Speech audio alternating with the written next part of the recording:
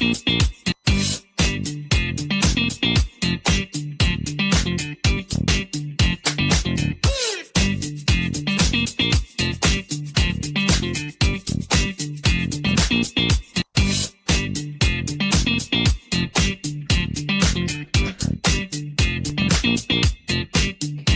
before we came to the studio, Franklin and I were trying to make sense of what is happening with would I call it Igbo women and the wave of the maltreatment of underage children. Just yesterday, we came here with the story of the woman who tried to stab the 12-year-old she is living with, or what I say she was living with, in Umuahia, Abia State. Yesterday in Enugu, another woman trended for chopping off with a razor blade the toe of the child she had used words now living with. And I am still asking this question, gentlemen. How did we get so mean as a people that children living with us are constantly maimed, are constantly brutalized, constantly treated like they are not human beings? I like to think that these women, this is a branch of terrorism that we might need to declare a war against, because where women constantly bring underage children to live with them and constantly treat them like, I don't know, like they are not human beings, like they are some, I mean, if you even have a piece of clothing or a piece of footwear that you like, you treat it well. But they treat these people like they are from the thrash. Franklin, help me. I don't know. What do we do? Because it looks like every single time he makes it to the news, it is an Igbo woman. Is there something wrong with the way the average Igbo woman was raised? Some persons have even tried to draw inference to the way they are treated in their marriages. Some persons say they are frustrated, they are angry, they are not loved in their homes, and so they put out all the frustration. Happening, because the one that happened in Abia State, no more here. The video even captured the husband, how he came. All he did was just, take away the knife from the woman and almost protect her bag. And the one that happened in Enugu State too. The one that happened in Anambra State. We also asked the same question about the husband to the woman. Where was the man when this whole thing is happening? Now, to the issue of why women do this. We can try to adduce so many reasons why they do this. One is that some of them are not even aware of what it takes to be a child, because sometimes some of them are very lazy, they are indolent. Once they have a maid, the maid becomes akanabafa. It becomes the maid who does everything in the house, and when they have this very maid, they expect the maid to behave like an adult, and when the maid cannot live up to the expectation that they have, they think that the person is not doing it the right way, and they feel that the only way they can correct the person is to be brutal, dehumanize, and maltreat the person they have as a house help. It speaks volume about upbringing at the same time, and also the culture that has lived with us. On to curb it, hopefully, maybe possibly having talks in our women organizations, churches, village meetings. August is just by the corner. I think this should be a theme in this year's August meeting. Women should talk to each other about the brutality, the darkness in their hearts. It's about time they start to hold each other responsible. The one that happened in Enugu, the person involved wasn't even, somebody's distant from her. No, one come with this kind of mind to treat in that very manner. So now imagine what the person can do to somebody who is from a distant person unknown to her. Well, I don't know. I don't know what is actually the problem. Whether, oh my goodness, I can't say whether it's peculiar to Igbo women or it's a general phenomenon. Perhaps we have many Igbo people reporting their own case. I can't actually say, because for now there is no data that can back this. But irrespective of whatever it is, this is a pandemic that we must declare an emergency on. Absolutely. And then all hands must be on deck to ensure that we get to fish these people out. Then in families too, I want people in families to also begin to raise an alarm. It can become a whistleblowers, because I don't know why people should stay in homes and watch these kind of things happen. They will say nothing until somebody external sees that and raises alarm. So all of us, we have this responsibility to ensure that we get to fish out these very evil people, these very wicked persons amongst us, and ensure that they get to taste, or they get to have a taste of what they cook for others. Absolutely. I am Chisom Chinedu. Franklin Ebuka, I just heard from. Dr. Tony Olithambeki is also here. Good morning, Tony. Good morning to you, Chisom. Good morning, Nigeria. Good morning, the good people of Southeast. Good morning in the Anambra. Good morning in Onitsha. Good morning in the Osumo. Good morning in the FM, the Oluaka, the Nkozi, the pensioners. Brothers and sisters, you're welcome wherever you are listening to us from. Remember, we are across different continents, and we are back in the sanctuary of the Most High. We are back in our altar to profess the truth, to continue our evangelical work. Our ministry is impactful. It's very educative, and also something that we can always brainstorm and come up with something very valuable. Thank God Almighty for a day like this, and then we'll keep saying the miracle of waking up is something that is very, very glaring in our eyes. And we'll keep on appreciating the Most High for His grace despite our iniquities. You're welcome. Just sit back and enjoy the program. And we're going to tell you what the front pages of the paper say. From there, we move on to the conversation proper. We are live on Facebook. Our handle is Udala Radio 104.7 FM. Drop your comments right under the video of the show. On our table this morning, we have 4 papers. As always, we have Vanguard, The Nation, The Guardian, and the Punch newspaper. On the Vanguard, insecurity, hot rehabs, try Boko Haram members. Senate tells FG. That's on page 5. The writers are Mons General Abubakar. Others demand tech-driven security overhaul. Army detains 2 surrendering terrorist commanders in Borno. Alleged sexual harassment. Protesters ask Senate to suspend ambassadorial nominees' confirmation on page 9.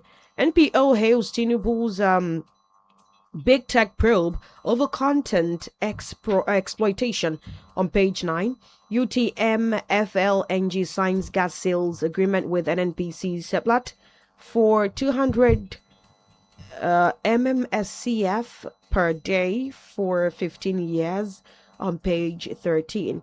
Over 18 million Nigerians exposed to flood in Nisa warns, says 2,000 hectares of farmland, 8,794 educational facilities, 3,808 healthcare centers or facilities will be submerged. On page 9, yesterday, the Minister of Works, former Governor of Ebonyi State, David Umahi, had something to say about the situation of Lagos. We'll get to bring you up to speed as the show progresses. Xenophobia. Senate threatens diplomatic action against South Africa. Orders a fresh probe. On page 9. Oyo school kidnap. Security forces trace abductors network. Associates. On page 11. And we are still asking what is going on 53 days later. These children, whose only crime would be to seek education, formal education, are still missing. Well, most of the government has been trying to give us hope that those persons who were kidnapped are going to return hale and hearty, and we have not given up. But whereby, I think this is the second time I'm seeing a story of this very nature, that security operatives have been able to encircle the area where these very children are being kept, and they are closing in on these very terrorists. And from that very story, they are saying that they've been able to identify terrorists who were responsible for the abduction, and they've also traced their associates. And with that, pressure is now being mounted on the terrorists for them to, release the abducted persons.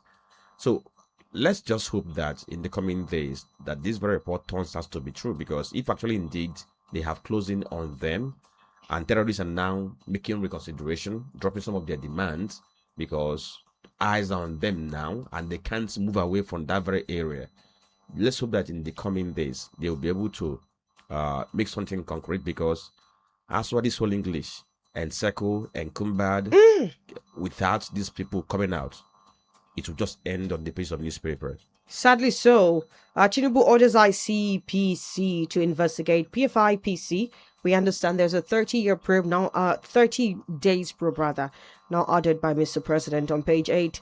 Nigeria's LNG exports hit 20.06 trillion naira as global trade reaches record high. It's also worthy to note that the price of petrol is coming up.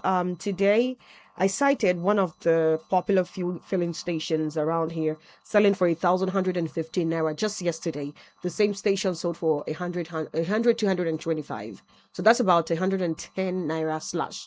And we're hoping that it comes down to what it used to be before the Strait of Hormuz was locked. Okay, so let's go over to the Punch newspaper. The headlines there. The big story says, fake agency scandal, Tinubu orders 30-day ICPC probe, Senate rejects blame. The story can be found on page 2. The Riders, anti-graft agency to probe alleged forgery, impersonation bank account. Police release Adeyemi's father, continues search for embattled DJ.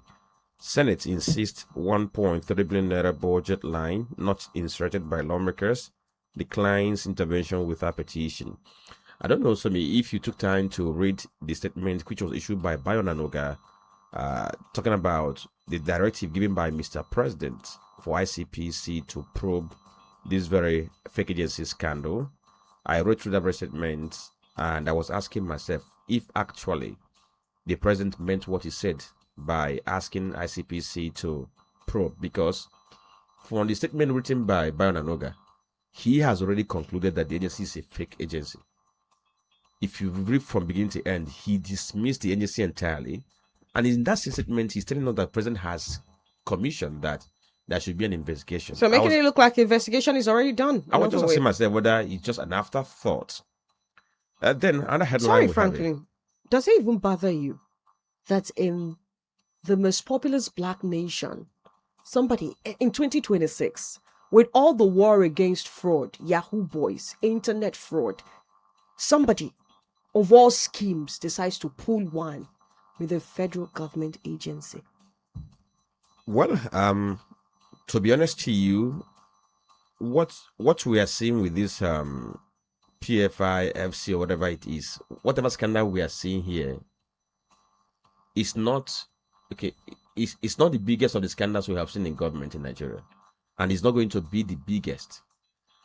There are several scandals going on in government that have not been exposed.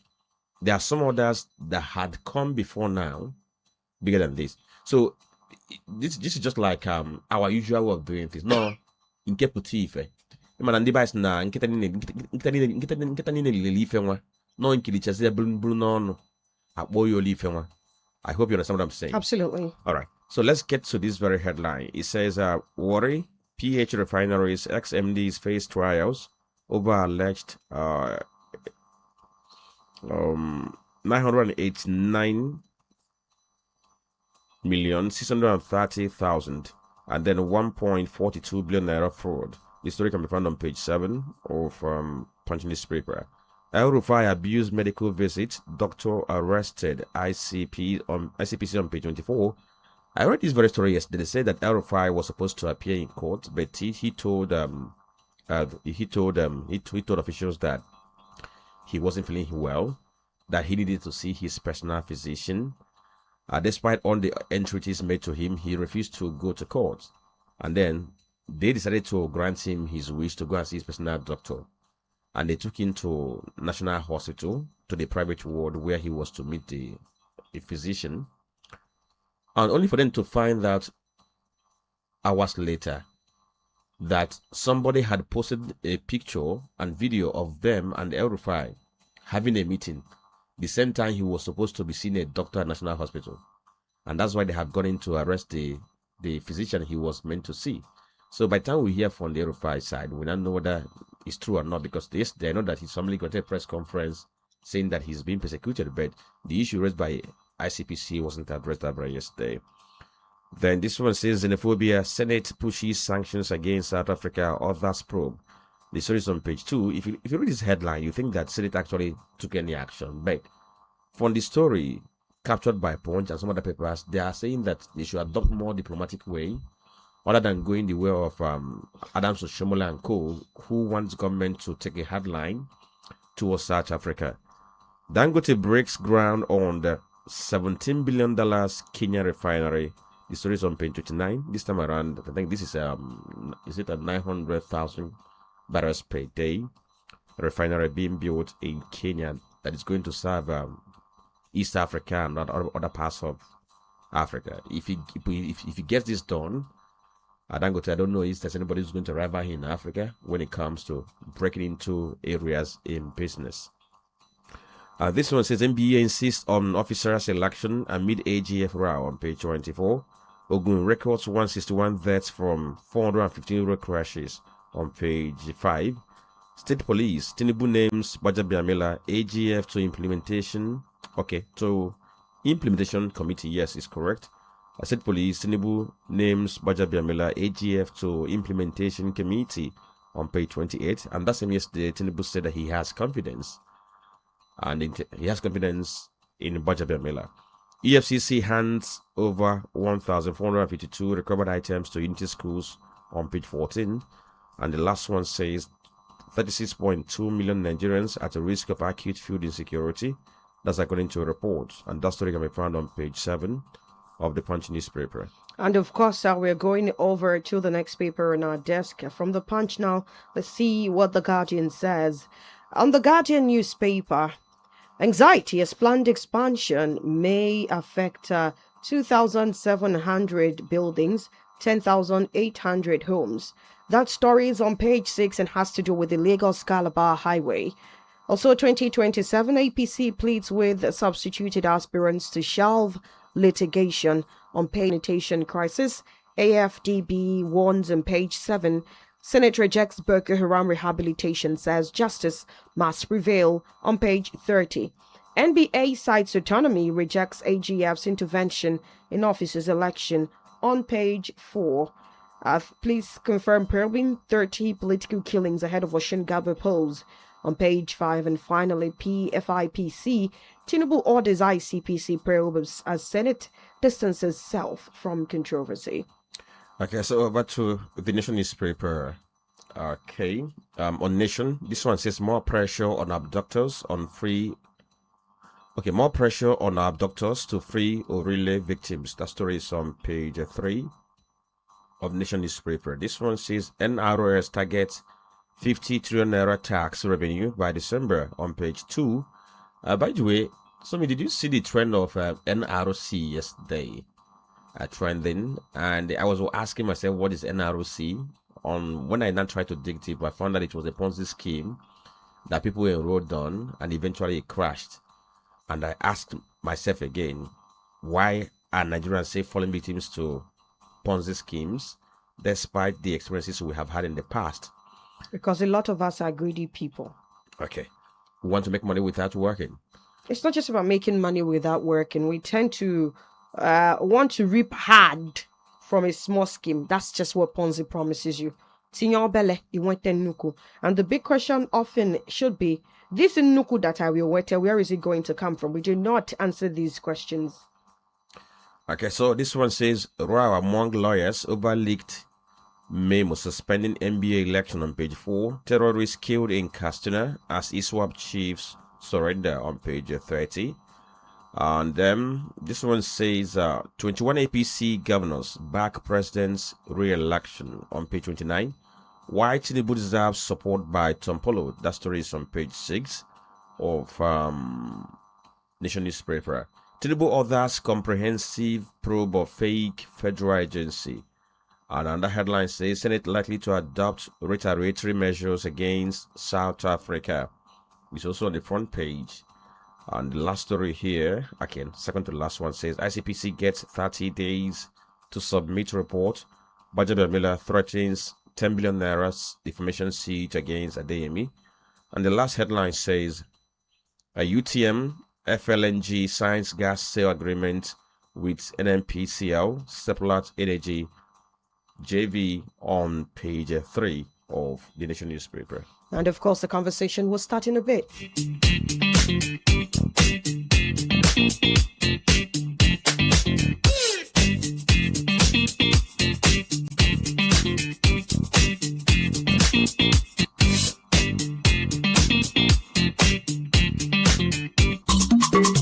You're listening to Udala Radio 104.7 FM. Seriously authentic. 104.7 FM.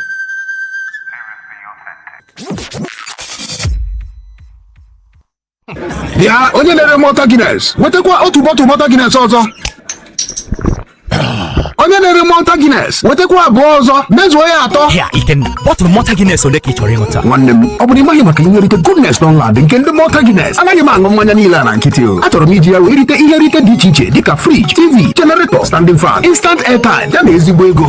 Gwam, otu a ka ihe rite goodness Dunlad nke ndị Malta Guinness si dị. Naanị zụta Malta Guinness gị, mepee ya, skanụ akara ya, itinyezi akara dị n'okwuchi bọtụlụ gị. Ọ gwụcha, ị nwere ike irite ego ruru nde naira 2 na ihe rite dị iche iche ruo ngwụcha Ọgọst. Chai Ikenna, ebinyego m uche anụ nwa kemgbe. Bịa, onye na-ere Malta Guinness, wetara m bọtụlụ Malta Guinness na. Malta Guinness, nourishing goodness for every side of you. Malta Guinness. 104.7 Udala Radio. You're listening to the Polity. Get involved now.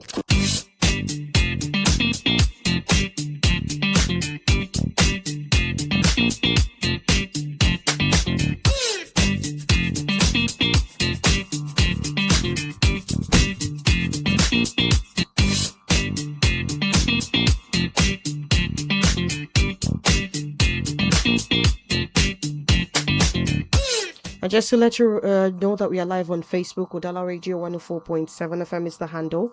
And of course, the conversations start now. And we are starting with this talk about rehabilitating Boko Haram members in the first place. And of course, that move by the Senate saying that it should be halted.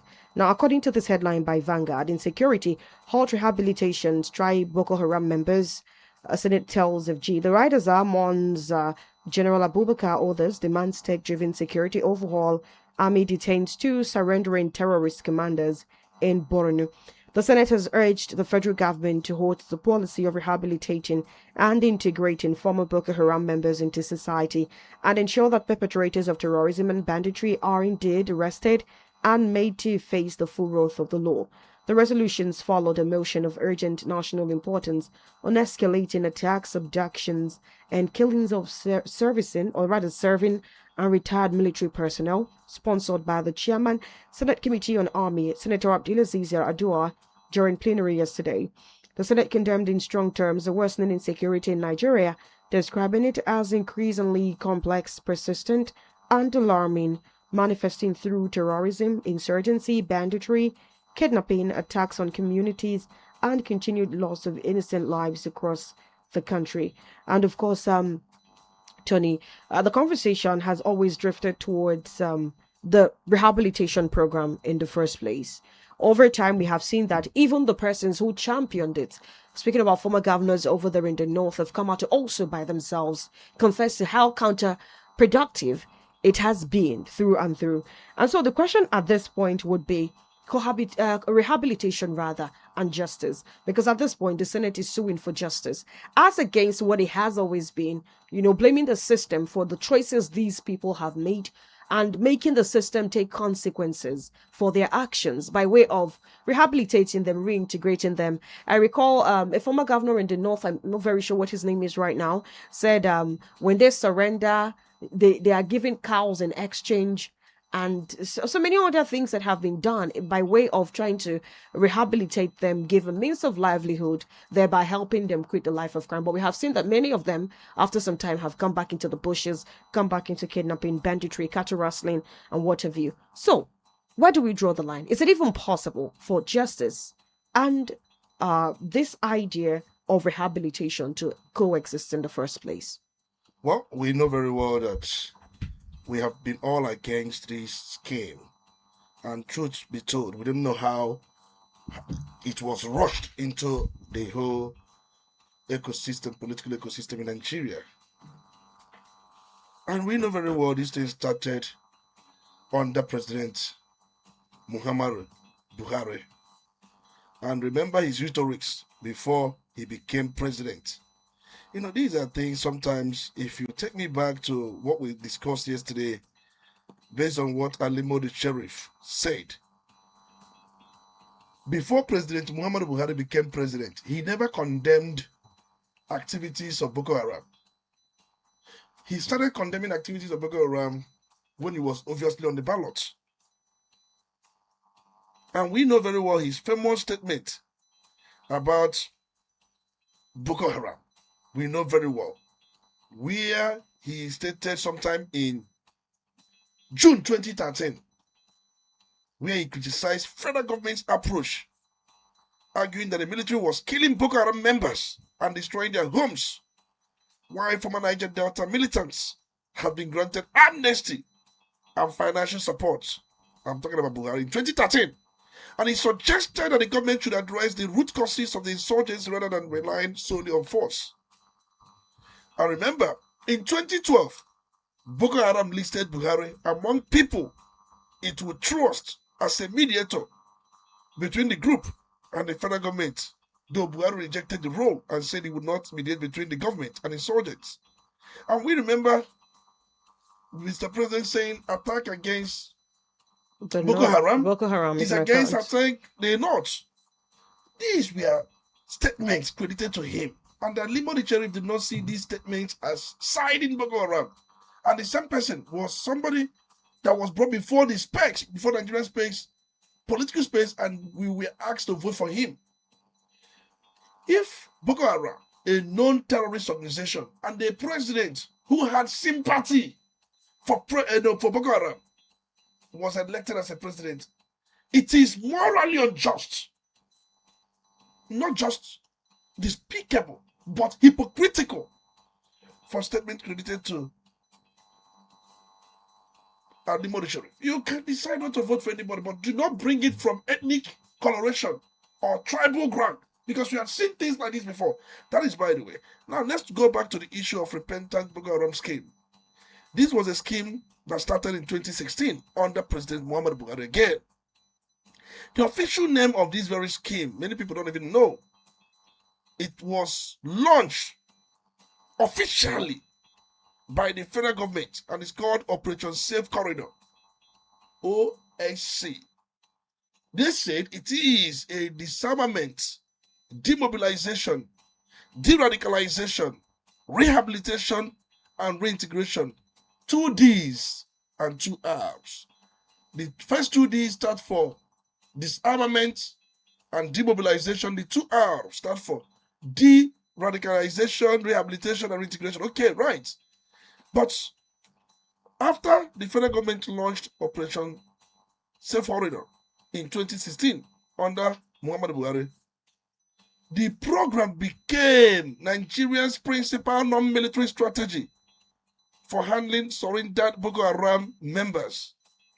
And the government introduced the program because they concluded that not every Boko Haram member had the same level of involvement. That is 1. There are some fighters wanted to surrender voluntarily. That is 2. Then the third one was a puerile military approach was unlikely to end insurgency permanently.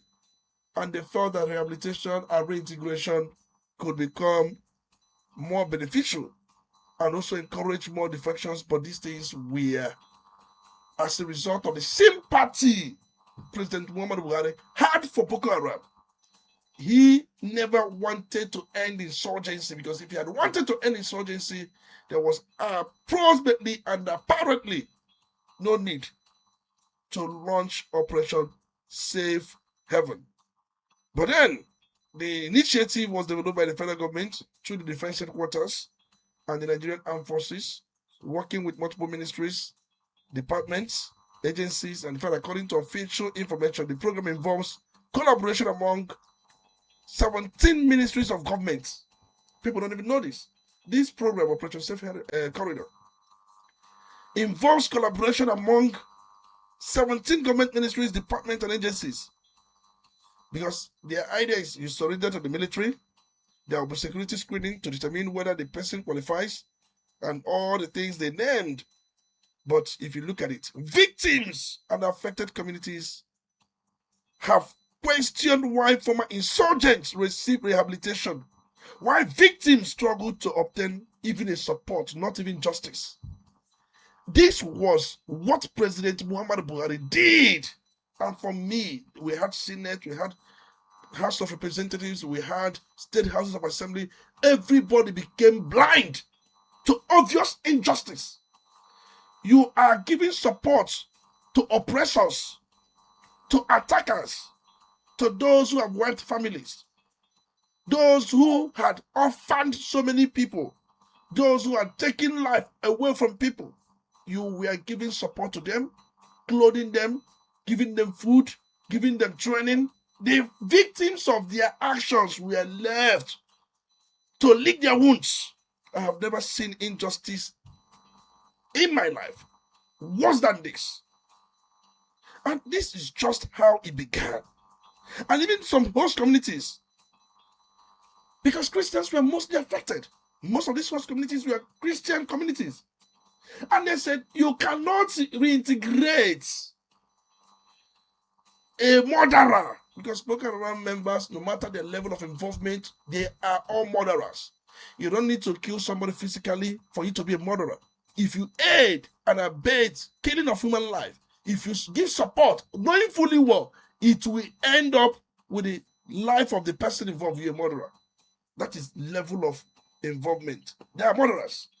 But the truth remains that we have seen this. I had thought that when President Bola Ahmed Tinubu came to power, he would have discontinued this scheme that was unjustly against the wishes of the Nigerian people put in place by former presidents. Because at the end of the day, there is no gain to it. Repentant Boko Haram. You force repentance on them. You say some of them were not fighters, but we are providing logistic support. The truth is, our Nigerian Senate, you know why we are talking about this? I have been saying this before now. Look at the time they are saying it. They have woken up from their slumber. Was it the same Senate that was singing for President Muhammad Buhari? Even though when you may say that there is not a present Senate, but many of them who are presently in the Senate today, they were once in that very ninth Senate. The Senate is a rubber stamp chamber, there's no doubt. Many people have criticized them for being rubber stamp, but they said, according to the ninth Senate, it is better to be a rubber stamp than to fight the executive. And one of them said, whatever the president wants at that time is good for the country. But the point remains that even if when we know that the Senate has become a yes-made assembly, a house of ready approval, it knows true proposal with little resistance, a shadow of the oversight role, a vision by the Constitution, Senate that prefers consensus with executive confrontation. This is a Senate that for them, a compliant partner rather than an independent watchdog, more inclined to endorse than to question. So, This Tony, is the Senate that is the Senate that we have had over the years. But I am curious to find out where de-radicalization stands in the entire scheme.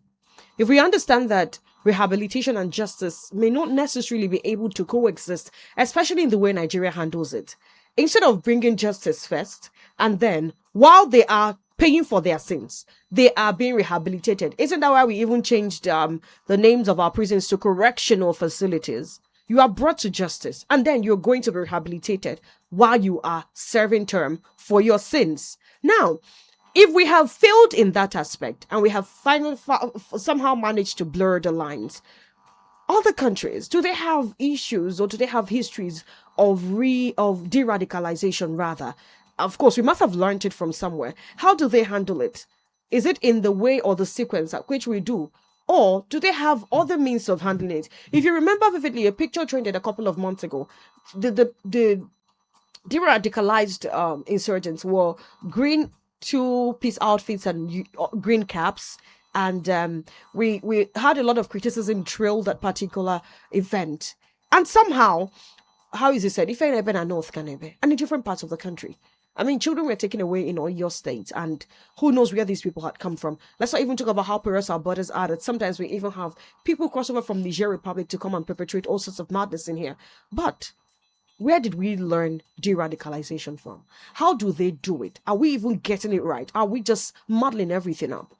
Well, for me, I think there we have few countries. I don't know where we learned it from, but I know very well that Saudi Arabia operates a well-known de-radicalization program, combining religious counseling, psychological support, vocational training, and post-release monitoring. But that's not the way we are doing it. Saudi Arabia does its own when you have been convicted And when you are serving your sentence, while serving the sentence, they will now come up with this program. Indonesia uses, I think, a rehabilitation and reintegration program for some convicted extremists. You must first and foremost face the law, get convicted, and then the country, knowing fully well that they may still need their value, begins if we are not facing death sentence, this radicalization begins. There are countries that do this with de-radicalization, and reintegration is when you must have completed your sentence. No country in the world, quote me, that sees an obvious criminal, instead of allowing the criminal to face prosecution, you provide amnesty before prosecution. No country in the world does it. Countries in the world that practices, or countries in the world that practice de-radicalization, demobilization, reintegration, and what have you, they only do that when you must have been convicted. Let's get into our law. In fact, our law does not support this program. It is totally unlawful, totally unconstitutional, and totally against any known ethics. And even our NBA is not talking. Myself, as a media practitioner, I am talking. Where is Nigerian Bar Association? They will issue a press release. Because we are all watchdogs to the society. If you go by the provision of our constitution, under section 175, the president may grant pardon, that is free or conditional, to a person concerned with convicted of an offense. You must have been convicted. The amnesty of a president can begin the moment you have been convicted, where you did not appeal your conviction.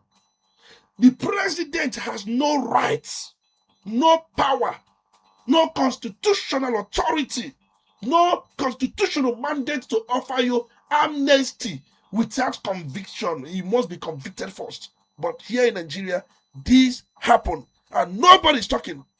And I have said it many times that we cannot continue this way. You know, they may say that Jonathan, of course, the practice started under Yaradua, who offered amnesty program to Niger Delta militants. But people have argued that the Niger Delta militants, their own case and Boko Haram case, are they similar? But the bottom line is there was amnesty program. And these were people that were economic saboteurs. And for you to be an economic saboteur, even if you are fighting for your rights, the law presumes that there are ways to go about it. But people will say that Nigeria is a system where if you don't take it the way these people were going about it, nothing will come out of it. All right, hold on to that thought. We need to go on this commercial break. Udala Radio, 104.7 FM.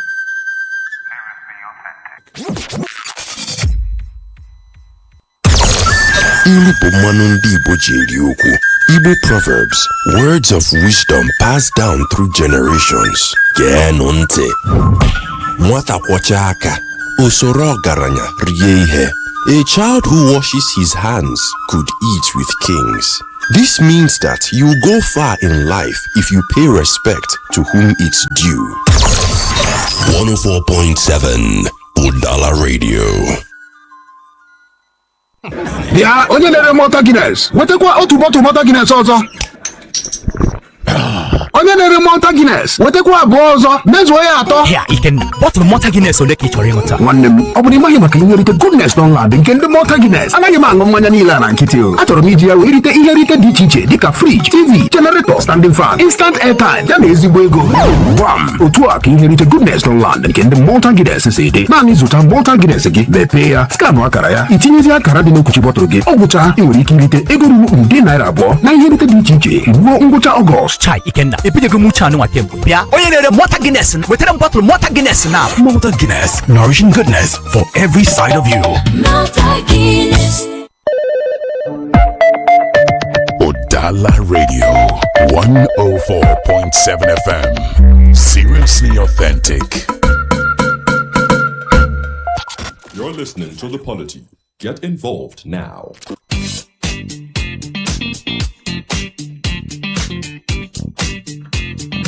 And so, Tony, right before we went on that break, you said you do not have any records of where we possibly learned this idea of rehabilitation from, this idea of or de-radicalization from.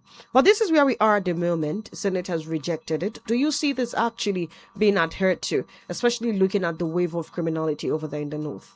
Well, I don't want to talk about the Nigerian senators. I don't want to talk about the Senate. They are seeing what we had seen many. So you think they can't stand by this? Ask the Senate how many of their resolutions have been implemented by the executive. Interesting. Okay, it's just a way of paperwork. They are just trying to be counted. They are just trying to see themselves as speaking for the masses. Is this the time or the period we've been talking about? Stop this reintegration. Stop this amnesty. And nobody had thought it wise to challenge this thing in court. Let's try our courts. Has the president the right to offer amnesty to those who we are seeing or suspects, who we are actually, because they are suspects, to these crimes we are talking about? Has he the power? He has no such power. His amnesty can only come the moment they have been convicted. That's what the law says. And I was not telling you about the provisions of Section 175. Where did we get this from? And I have listed some countries. Saudi Arabia, I have listed Indonesia, Singapore. Many of them that do practice things like this only do it after conviction, when somebody must have had a sentence. How can you allow victims move around without support? Many of them die off, and you are giving white clothes, food, shelter to the oppressors, to those who put these victims the way they were. This thing started under Buhari. We were not surprised when he was saying this thing before his presidency. He said it in 2012 for Boko Haram to nominate him, to negotiate for them. In 2013, we knew what he said. And when this was a person packaged to be a president, Ali Modi Sharif would not say anything wrong with that. Okay, so let me come in here, because now that we have seen the Senate talking, asking for the government to discontinue this very rehabilitation program for repentant Boko Haram members, and they are saying this after the killing of military officers. Yesterday they had a plenary where they talked about this, and I learned that several lawmakers weighed in on this. They are speaking 10 years after the program started. Like you mentioned, the program began in 2016, sorry. So 10 years after it started, and they are speaking. Now, just to make reference to what you said earlier, because you'll be able to highlight the structure of this very program. This program, it has 5 pillars, and these 5 pillars: disarmament, demobilization, deradicalization, rehabilitation, and then reintegration. And they told us that people the program is meant for what they call low risk terrorists. I don't know the definition, whether they are referring to just those who supply the logistics, those who give intel, not the combatants, because we have not been able to get that kind of explanation. But look at the way they run this very program, because I'm going somewhere. If you look at that, their rehab process, they have what they call the vetting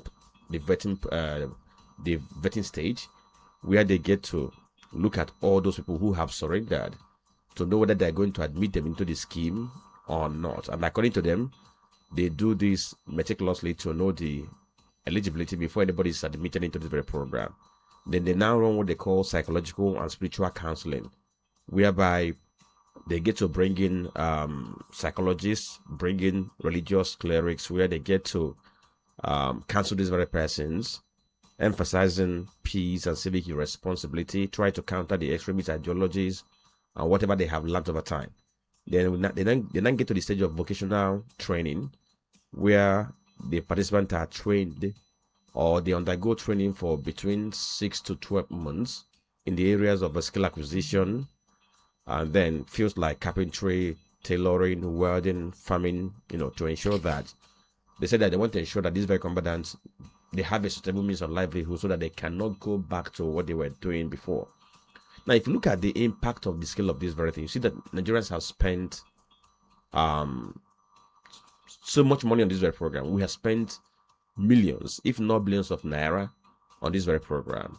And we're doing this very program to bring back to the society people who have unleashed mayhem on some members of the community, even on Nigeria. Nigeria has lost lives. Nigeria has lost property. Nigeria has lost facilities. Nigeria has lost personnel of the army to the actions of these very men. And we're still spending money to bring them back to the society. Now, let's not get back to the Senate to know why they are doing this. Are they raising an alarm now because Nigerians have not accepted this? There is so much outrage about it. Or is there any record we can point to and say that there has been an assessment to understand or to establish the success of this very program? We have run this for 10 years. Has there been an assessment on this program to know whether it's delivering actually on the expected outcome? Because what they are saying is that they want to use this very program to ensure that while we are using the kinetic means of dealing with terrorism, we also use the non-kinetic, that you have to address it from two ways. So since we began this very program, have we seen reduction in the activities of Boko Haram in the northeast and in some other part of Nigeria? Has anybody, even if a research organization, sat down to evaluate the program to know if it's going in the right direction or not? Before we talk about, are we discontinuing? Are we trying to revamp it or abandon this thing entirely, Tony? For me, I have also asked, because we have spent so much money on this program. The last I checked, I don't know how much we had spent running this program for us to talk about the viability.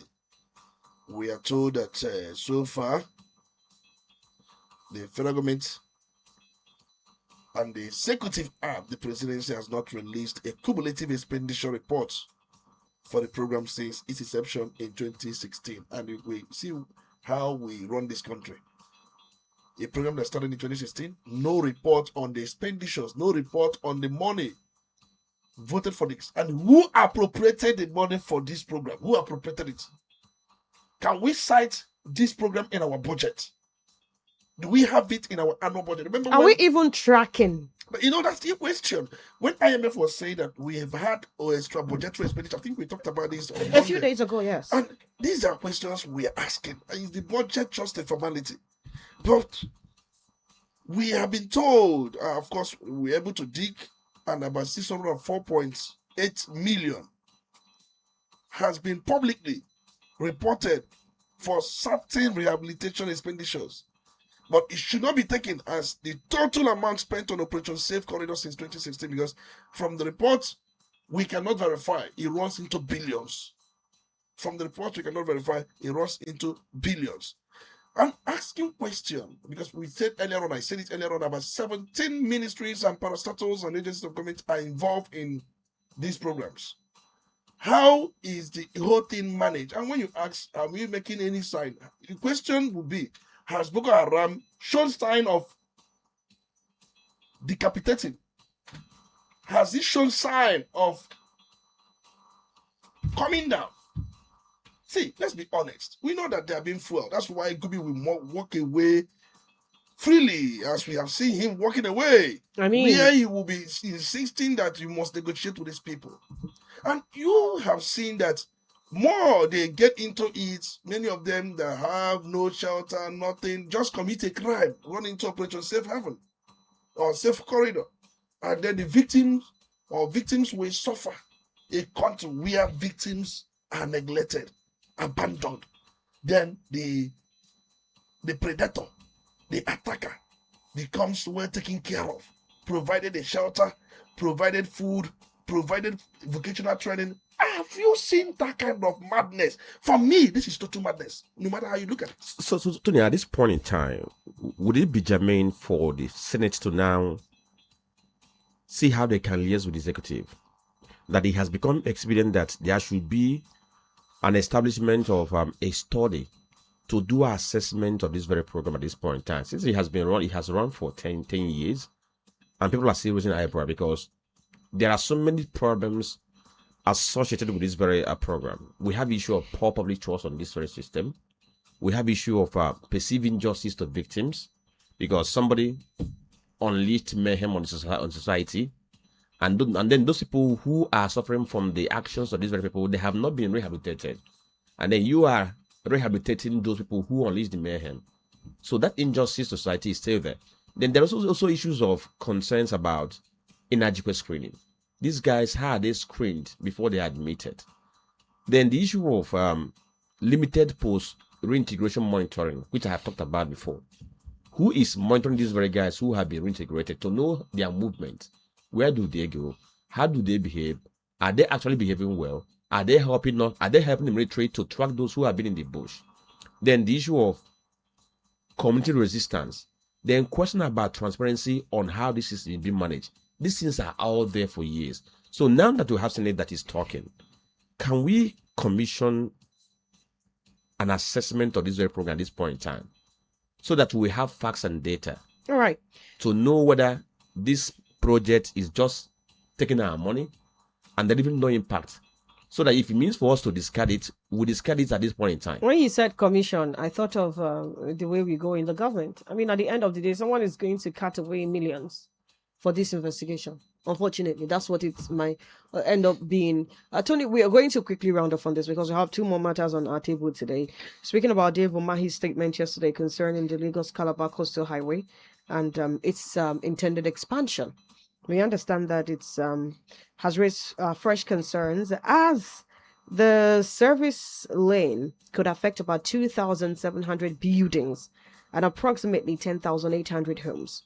Property owners, investors, and professionals have questioned the planning process, compensation arrangements, long-term social impact of the project, despite government's insistence that the highway is a major economic infrastructure initiative. But also, so far, there have also been concerns raised environmentally. I'll quickly play this audio of Dave Umahi's assessment and what I call it opinion of it all. Our people, Lagosians, are carrying refuse to block the culverts, are pouring refuse inside the manhole. They are using concrete to block the discharge point.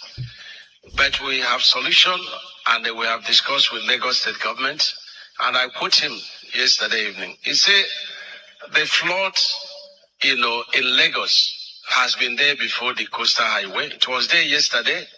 It's there today. It will also be there tomorrow.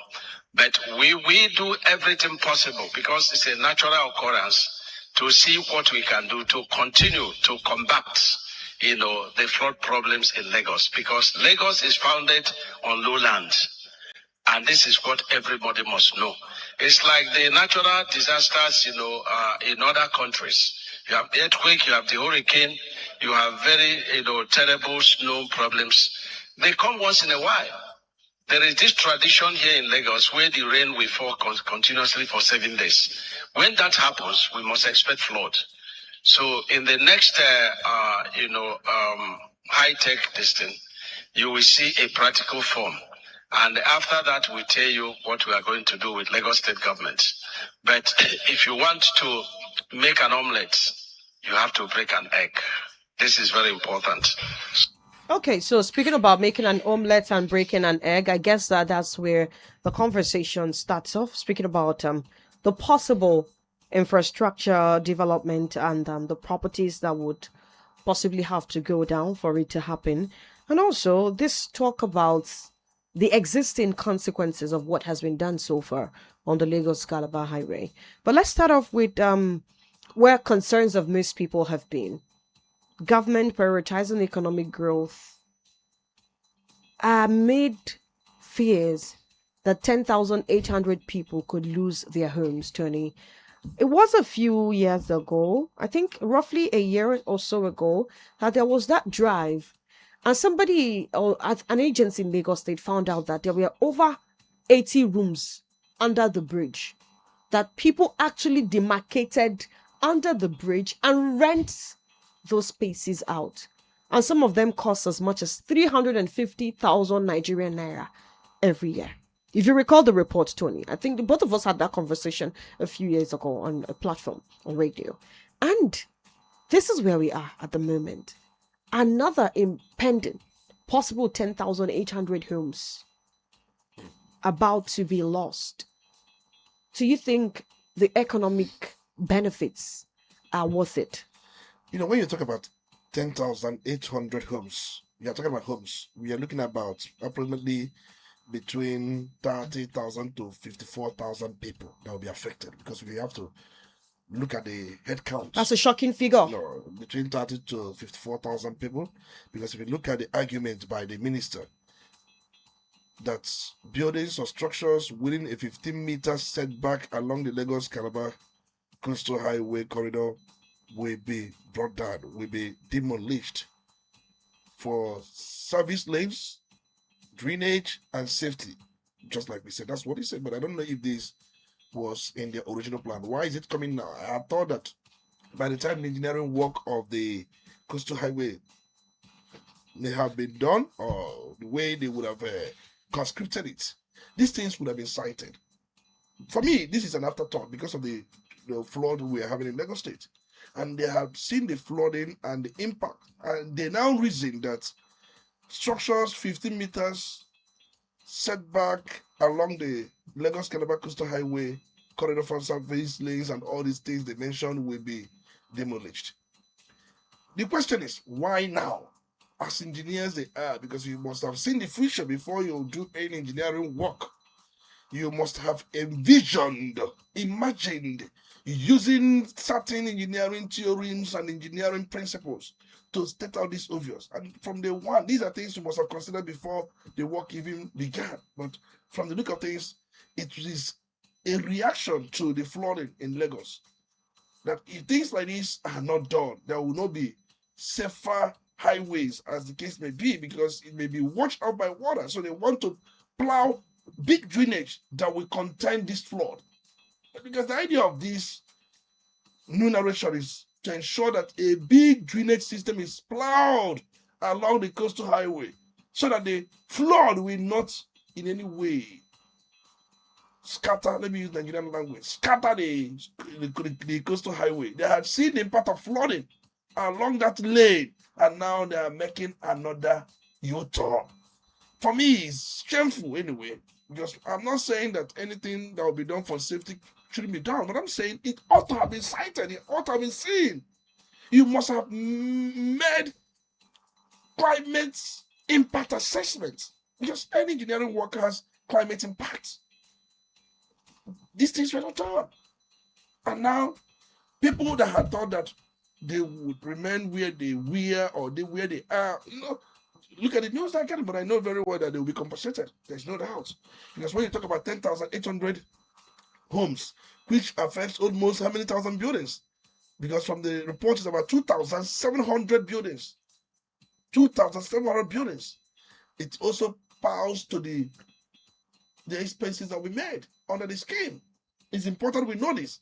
But I know when we are talking about maybe issue of repentant program, I now discovered that in that provisions of section 175, the provision says people consigned with, which means that they could be suspect even without conviction. So what it means that such amnesty can also be granted to them. I have looked at it again. But the point remains that here is a country, look at what we are being told that Mr. President has asked that ICPC. I don't know if the story is one of the things we're going to look at. Okay, so Tony, let's get back to the story about this very new development about the coastal highway. We know that this very project began in 2023 as one of government's flagship programs, and in 2024 that was when they began construction with the very first phase of about 47.47 kilometers, and it began from Ahmadu Bello Way in Victoria Island, Lagos, stretching to Eleko Junction, Ibeju-Lekki. And this project was awarded to High Tech Construction Company Limited under an engineering procurement, construction and financing arrangements. And at the time it was awarded, people raised concerns about the plan. People said there was no proper bidding. It wasn't open for everybody to bid in accordance to the way it's supposed to be. There was allegation that it was awarded to the Shagori family, who happens to be family to the president. Then away from that, I can recall the back and forth people went with the Minister of Works, David Umahi, on environmental impact assessment. In fact, at the point in time, he had a bust-up with a journalist who was asking him if that was done. Later again, the minister also had another bus stop with another journalist who was asking him for specification on that very road. Now, in the middle of the construction, Lagos State government has now said that they need to construct service lanes. That's why they need to pull down these very buildings to be able to construct these very service lanes. That is going to be an eyesore if eventually they have this kind of highway and they don't have service lane in those very areas. Now, I'm going back to the same question of planning. Does it mean that there was no planning before this very project started? Was Nigeria in a hurry to deliver on what God knows what before going to this project? Or is it allowable in engineering design that, of course, you can start the project along the line, you can do a redesign based on the exigencies of that very time, Tony? Well, for me, it is as a result of poor planning. Yes, that's what it is. Poor planning. Not doing diligent work. A thorough job. Not envisioning things the way they should be envisioned. You know, that's one thing about Nigeria. Nobody talks about how we'll be in the next 5 years, next 10 years, what would be the situation of things, how Nigerians are programmed. Nobody talks about it. It's a country where nobody talks about household income, how households will have more money in their pockets for them to be able to sustain themselves or run certain house-related expenses. Nobody talks about it. No planning. We have Office of National Planning. Because for me, this is a case of who we are as a country, as a people. A practical case of who we are. That's what we are seeing here. We do things hurriedly, either for ulterior motive or for one interest. That's what we do. We would not do a thorough jobs. And we've seen that in the way we run our states and then country run the administration. It's not something that started today. It's not something. That's why we are always besieged with threats and we react. You can imagine why I'm just getting to know that as we speak right now, but then we cannot, relegate safety to the background. It's important because if you allow whatever they are doing, for me, it's not even our priority. I've said it many times, and even the coastal highway was never a priority. What could have been a priority would have been to fix our energy sector. Where Mr. President said, if I don't provide you energy in the next 4 years, don't vote for me again.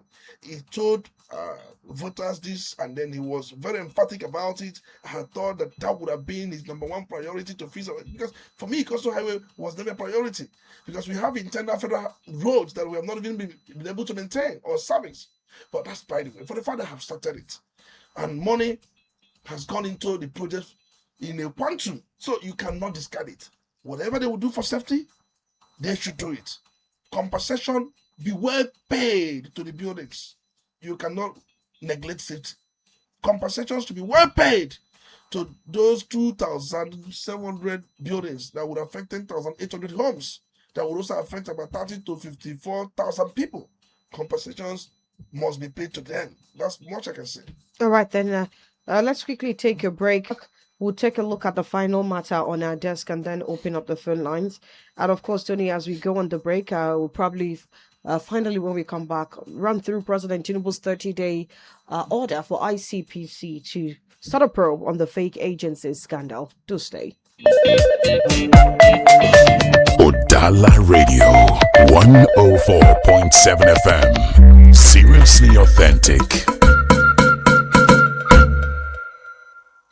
Quality bread, Wendy's bread, for your family breakfast. Wendy's bread, our package and the dosialo. Wendy's bread, mama papa they like Wendy's bread, kitchen and do. Wendy's bread, even children they like Wendy's bread, Wendy's bread, and in town. Wendy's bread, get it better, tasty, we go sweet your belly. Wendy's bread, Wendy's your bachichoma. Wendy's bread, Wendy's bread, tasty bread. You can contact us on our official address, 2nd Business Park, Enugu Road, GRA, beside CPS. Onitsha, Anambra State. We also have another branch at St. Michael Plaza at Tandy Road. Also contact us on 070-1149-1571. Wendy's Bread, your tasty bread. Wendy's bread. You're listening to Udala Radio 104.7 FM. Seriously authentic. You're listening to The Polity. Get involved now.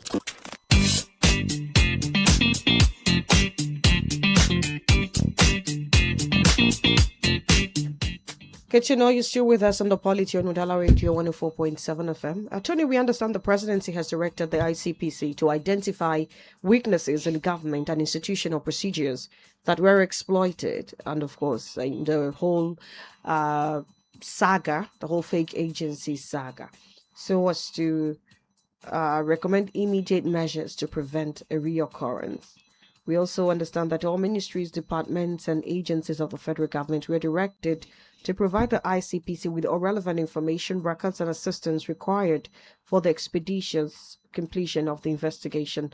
All of this was put out by the Special Advisor to the President on Information and Strategy, Bayo Onanuga, in a directive signed by the President on Tuesday, titled President Tinubu orders ICPC to investigate presidential foreign intervention, a promotion council, PFIPC. And so, Tony, I mean, we're past the possibility in how this came to be. But looking at Bayo Nanuga's statement and all of that, I am curious to find out, investigations, is this supposed to be just about the Presidential Council on for Investment, or are we looking at all relevant ministries and agencies, anyone intertwined, related in a way, being investigated as well? Well, we must begin the first question. How many ministries, agencies, and parastatals do we have in the country? We have over 500 of them. Well, some of them are linked to this entire drama. That's what I'm saying. But if you look at it, it's even an afterthought that after some weeks, this happened. Maybe, let me say, after some days, there was a general cacophony of what had happened, what had transpired between Adeniyi and Benjamin Miller. The president is reacting, I don't know, close to about how many days? 4, 5, 6 days. What does that show?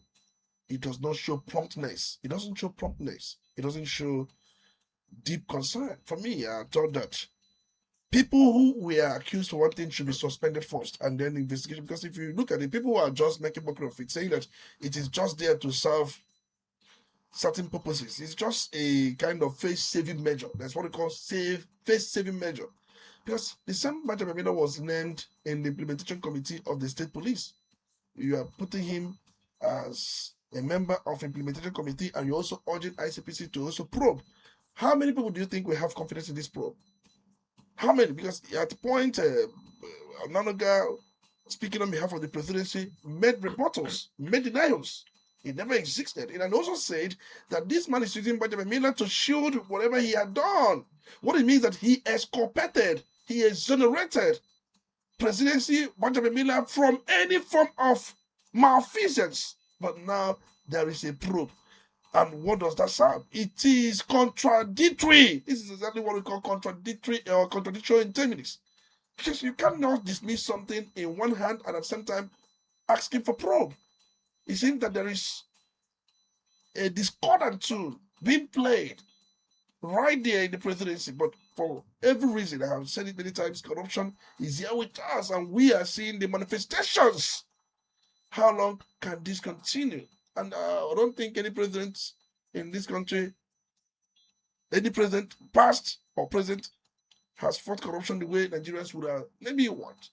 Many corrupt people are in the National Assembly, many corrupt people are in places of government. And tell me, that head of an agency that is innocent, that is simply that Nigerians can say, oh, we can take this person. Of course, we just like we said earlier on, people that did so many things when they were empowered. We are talking about Mele Kyari the other day, and somebody had the effrontery to protect him that he had gone to Germany for medical attention. And have you had anything since that Mele Kyari, that outburst at the Senate? In fact, Ojobolo was at a point forced to apologize. or be suspended, because he has always been vocal. He said he will not do that.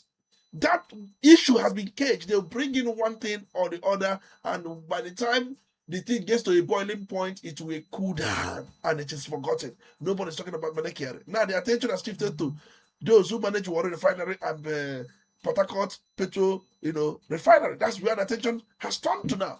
After some days, it will cool off. The attention will turn before you know it. This issue of Adeni. Remember, I said nothing will come out of it. Just forget it. Do you think that the number of ministries, departments, agencies, parastatals we have is one of the reasons this was able to pull through in the first place?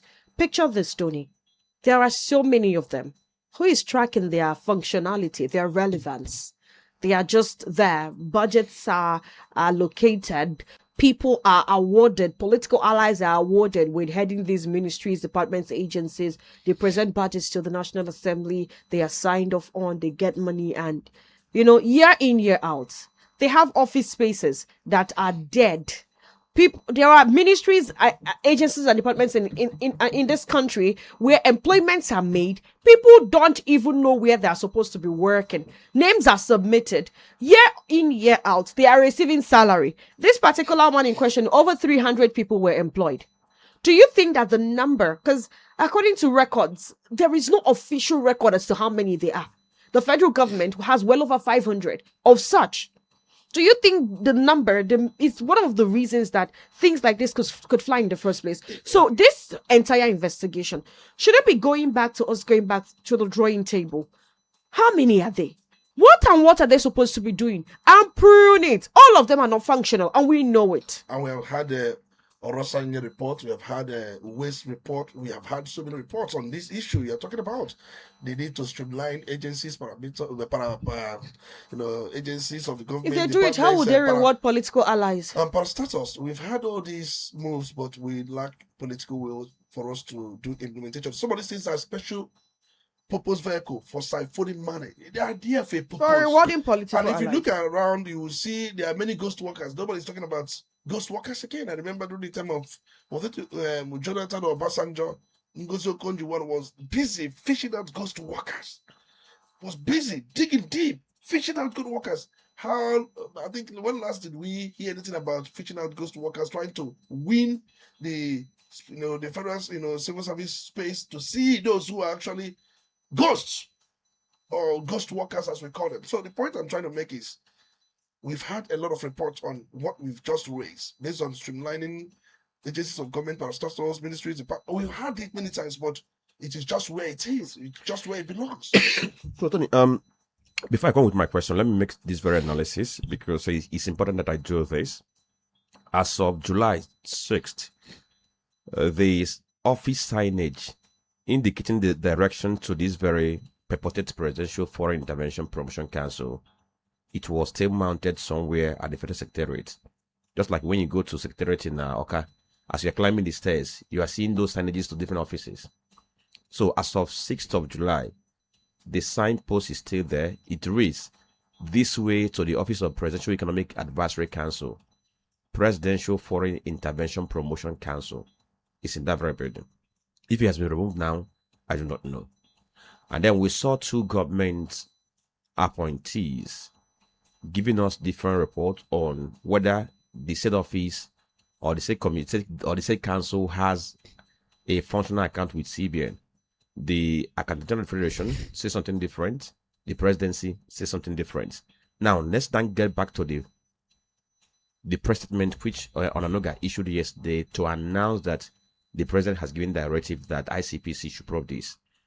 I did my communication analysis on that very speech, and from my analysis, what I was able to deduce is the fact that that very press statement was, it contains presumptive language, whereby Onanoga, he used the likes of fictitious, so-called false claims, forged document. Like, if you look at what he wrote, he put everything in the realm that everything about the commission or the council is fake.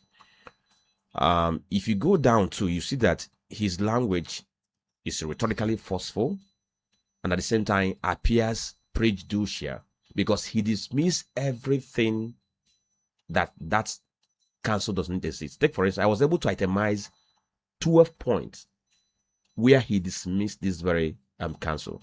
And now he said the president has asked ICPC to investigate. Now, I want to know what ICPC is going to investigate. Is it to investigate that whether this very council existed or not?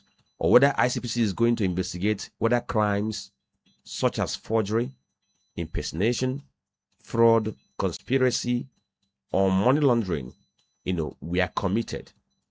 Who committed that? And if anybody is going to be held responsible. Then the last question is, for a body like ICPC that is known as an independent body, does it need the president to activate it to investigate a matter of this very nature? Tony?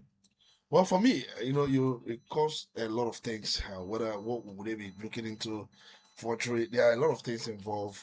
They said impersonation, they said forgery, they said this, they said that, but one man has come. And if you, just like you said, they are saying different things. CBN will say one thing, the presidency will say another thing, the National Assembly will say another thing. Different offices are coming, will say, it needs to tell you that they cannot even find a common page to be on. They are not saying the same thing. And it tells you that it's a clear case of corruption. It's a clear case of corruption. And if you look around, when CBN came out, was it yesterday, and then started saying that they never had account, how would you say they never had an account when the man himself says he has an account with the CBN and says he has the proof? So who are going to be investigated by ICPC? Is ICPC going to investigate Adeni alone, or the person who was accused is going to be investigated? Because the same yesterday that the president gave ICPC an order to investigate or probe, it's the same yesterday that the president said that he has confidence in his chief of staff. Well, that he's not paying heed to the campaign of calumny against him. Well, for me, I think ICPC, I don't know who they will be investigating to start with, because they have been given presidential order, and I know very well the order that the president gave them will point out to some offices. But from the look of things, it seems that the office of the chief of staff is not even included in those he will be investigating. Well, because that's from the look of things, because the president has even appointed Miller into another committee, implementation committee. So I'm looking at it from the angle that ICPC will be investigating Adeni alone. That's from the way I'm looking at it. I may be wrong, but there's no way you investigate Adeni alone without certain links pointing to some offices. Maybe if those links are heavy, they may go back to Mr. President and say there is a heavy link to office of chief of staff, to office of secretary to the government of the federation. If the president says go ahead, they may go ahead. But if the president says stop there, they may stop there. For that's the way it's gonna be. All right, then we are going to go over to the phone lines now. 0803-221-6973, 0803-827-6694. So before you complain about us eating into your time, let me apologize for that. For that reason, we're going to do 1 minute. When you put that call across, go straight to the point. Tell us your name, where you're calling from, and let's hear your opinion. Good morning. Good morning, Chisom.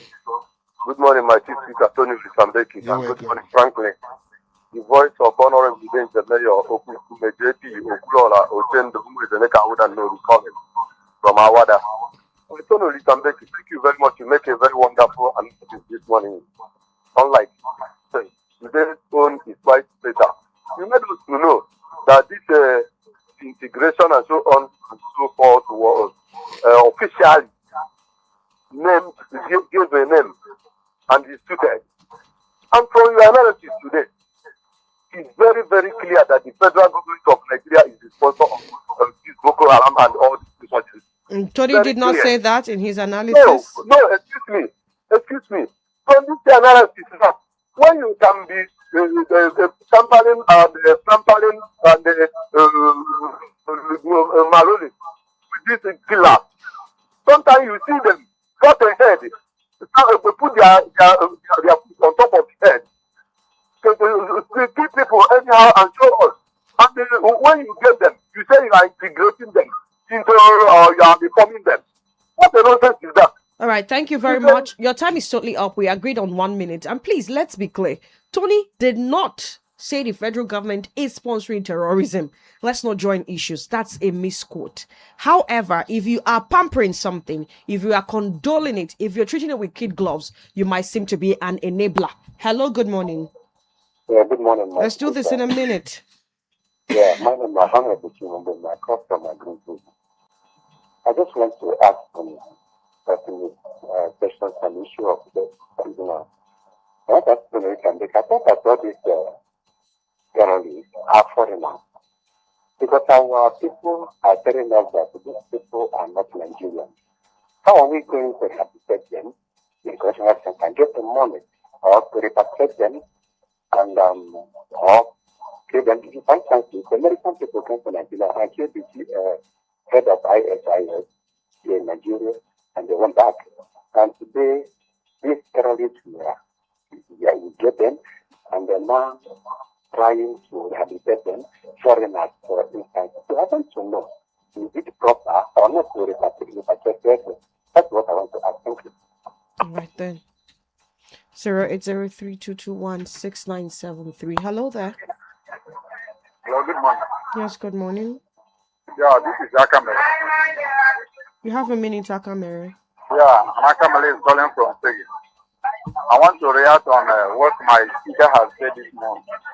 Actually, he's not the one that is saying it, but we Nigerians are thinking that way. Because when you condole with terrorists for a long time, we agree with you that you are partisans with them. Why am I saying this? I remember during the administration of former president Buhari, you saw the way he gave these people visa on arrival and tell them they can come to this country. And you see the way he is not even trying to stop, to ask them to stop this kind of killing. We witnessed a great number of people, the way they were massacred, and the president is not even doing anything. He grant them that repentant Boko Haram.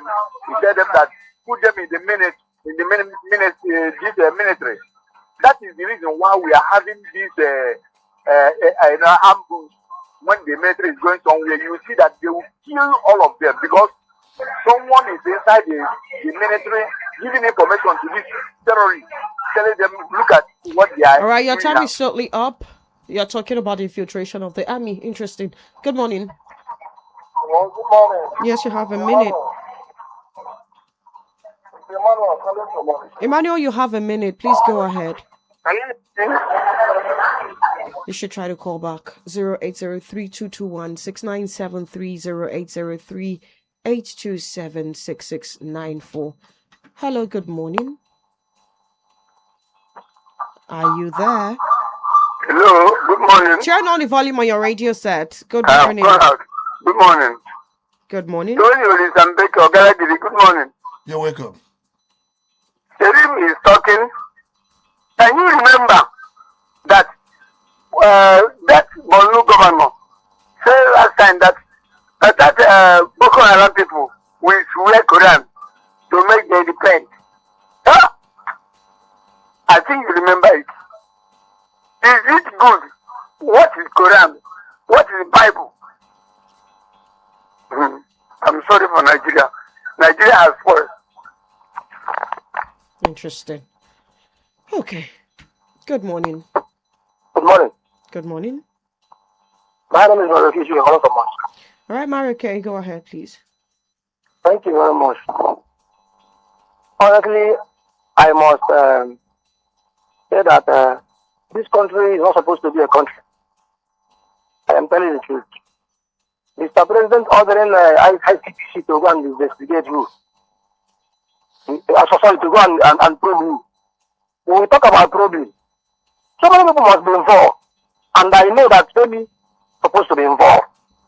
So why not taking off that particular office and you want him to be seated there? And when he will be mentioned, he will not be investigated, right?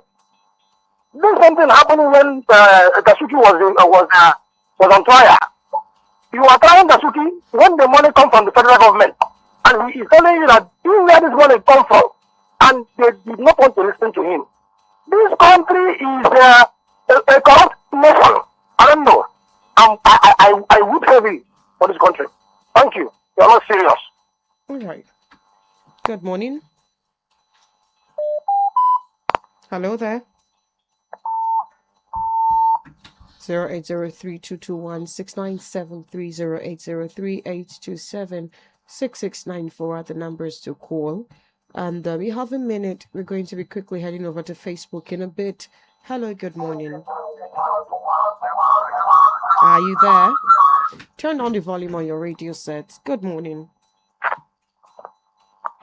Good morning, Tony. Hello, good morning. Good morning, everybody. I'm calling from a war. And the truth is that Boko Haram is the pet project of the federal government. So, understand? So let us not be trying to cover something of the pet project. If not, I wonder what is their mind of grouping these people and putting them back into the side and really just to feed them to join the security forces in the country. It's quite unfortunate to Nigeria. It's dead. Just let us say this. What's the pet project? Thank you. That's my opinion. Thank you. Okay. We have a minute or so. Good morning. Hello? Hello? Yes, good morning. Please turn down the volume on your radio set. Good morning. We're getting a howl back from your end. Please turn down the volume on your radio set. Okay, go ahead, please. Obidigada, good morning. Good morning. Franklin, good morning. I hope you all woke up well. You see, whatever we are talking about, we must recognize the fact that the government has been unfaithful to the citizenry. They've never told us the truth. They lie so much that sometimes we don't know what to believe. Look at this man and or whatever and chief of staff. How can he be in the budget without the chief of staff knowing? Are we blind? How can it be possible? He's been in the budget, he's been receiving funds from the budget, and central bank are saying they're oblivious of the fact. So where does the money come from? Let them stop the speech.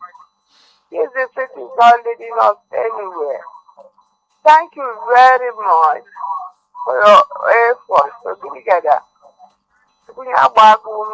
Thank you very much. Let's head over to Facebook now. Okay, so for our Facebook page, we have this one from Dr. Mrs. Molebra from Awure. She says, sad that these kidnapped tender children are still in captivity. So this government has failed these teachers and students. How many are still alive? My heart bleeds and my soul is in misery. And she's asking us to thank God with her as she marks her 67th birthday. So we're saying happy birthday to you. Happy birthday Dr. to you. Mrs. Molebra. Also Francis Omaganamani, watching from Amagons in Enugu State, says he's thanking us for the good work we are doing, and he goes on to wish Olebra a happy birthday. And then Promise Chuku Chebe Masubike, thank you for also following us. Omaganamani says Boko Haram members should be compelled to face instant prosecution and trials rather than rehabilitation to curb the height of terrorism in this country. Then this one says, on xenophobic attack, I urge the African Union and United Nations to urgently impose a strict sanction against South Africa. A stitch in time saves 9. Okay, it's from Omagan Namani. Adugo Steph, thank you for following us. Likewise, Jeku Bishop, who says, when you breed a monster, it will mature to attack you. That's the issue with El-Rufai. The government you helped rid into power, the same government that is persecuting you today.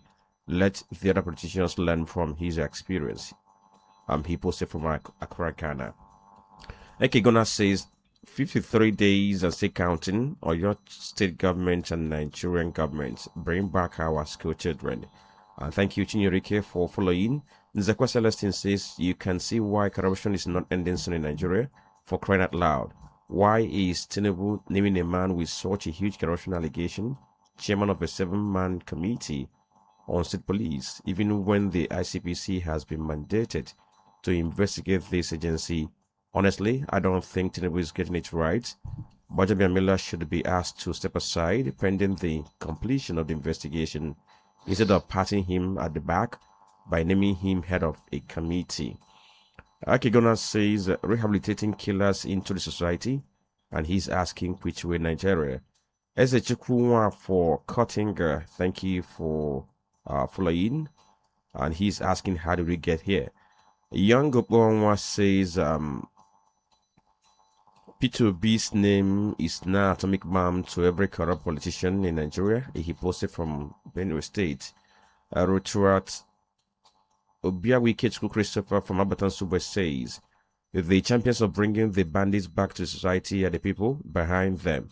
They want to hide much information. The arrest and trial of the bandits will reveal. Why pay such attention to the bandits' rehabilitation more than the people the bandits have rendered fatherless, motherless, and homeless? Do they have human conscience at all? Just as they deserve. Okay, just as they deserve, justice must be served on them. Okay. Koyangolika, thank you for being there. Then Ike Chiokereke, Dr. Ike Chiokereke, okay, thank you for the encomiums that you poured on us this very morning. He says he can't stop listening to us, that we are bomb broadcast. Thank you for following. Gregory Thaddeus, good morning. Thank you for following. He posted from us and he says it's obvious that Nigeria is not ready to fight insurgency and corruption. When we get the right leadership of the country, it will be handled accordingly. And the Obibeke, thank you. Then Sunday AMM says child abuse has always been here, but the availability of camera phones and reportage made it look like it's prevalent.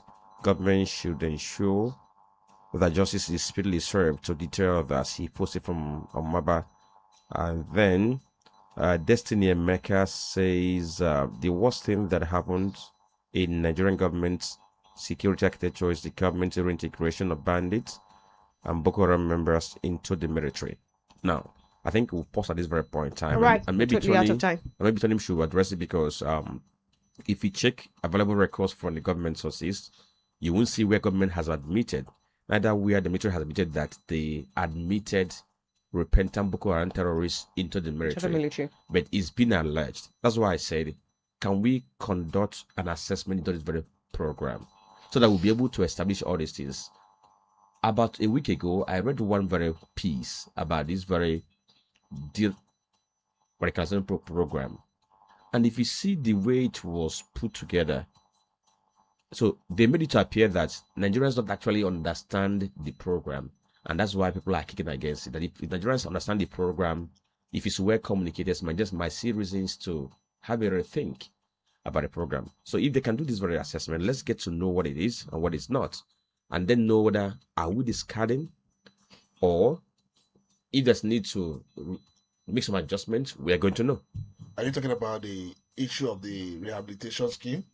Exactly. We are talking about, we have said it many times that it is even wrong in the first instance. It is wrong in the first place. We saw how the former president started it. It was in 2016 as we disclosed earlier on. And we did say everything needed to be said about it. It is not impactful. It is not working. It is injustice. It is man's inhumanity to man. You cannot be providing shelter. I've said it, I'm just repeating myself. Giving food, providing food, shelter, accommodation, training for someone who had killed or enabled someone to be killed. Someone who has killed or who had enabled somebody to be killed. You can't do those things. Good implementation would take all of the advice we've given here today. Thank you, Tony, for your wonderful analysis today, as always. Franklin, your final words.